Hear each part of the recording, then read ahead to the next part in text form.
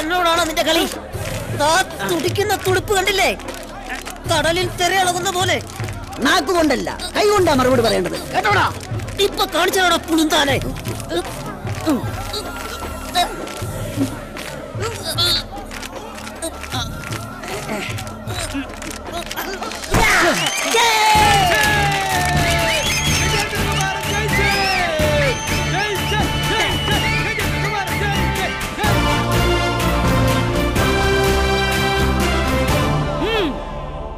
നേരത്തെ നീ ഇവരോടൊക്കെ എന്താ പറഞ്ഞേ?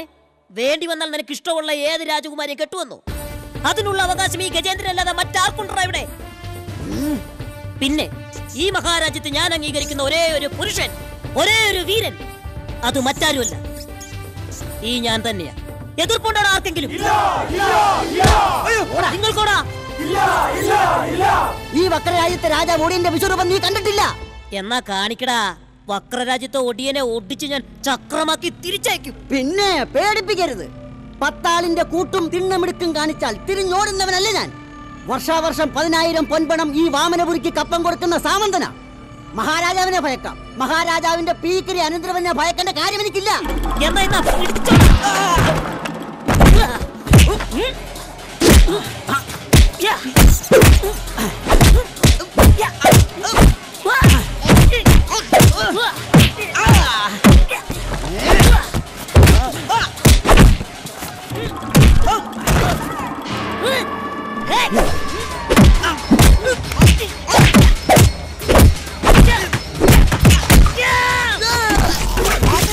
അയ്യോ പാവം, ഒടിയ മഹാരാജാവ് ഒടിഞ്ഞേ. ജഗജാല കില്ലാടി ഗജേന്ദ്രനെ ജയിക്കാൻ സാക്ഷാൽ ഭീമൻ ഇറങ്ങി വന്നാലും നടക്കില്ല. എന്താ കാര്യം? കുമാരൻ എന്റെ തോഴനാ.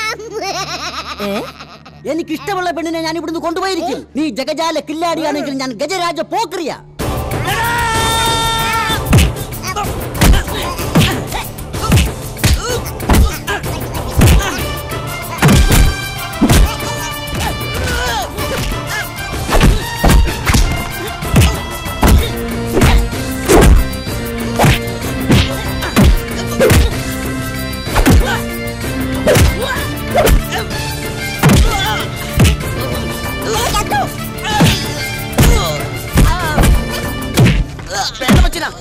അവൻ ചത്തുപോകും.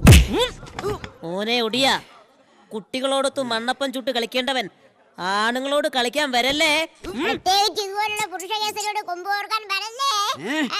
കേട്ടോ ഒടിയ, ഈ വഴക്ക് ഇന്നിവിടെ തീർന്നിരിക്കുന്നു. വക്രരാജ്യത്തെ രാജാവ് ഒടിയൻ വാമനപുരി രാജധാനിക്ക് എന്നും അതിഥി തന്നെയായിരിക്കും. 2 അളവടിച്ചപ്പോൾ സംഭവിച്ചൊരു കുസൃതിയായിട്ട് കരുതിയാ മതി. പിണക്കൊന്നും ഇല്ലല്ലോ? ഇല്ല. വാടാ.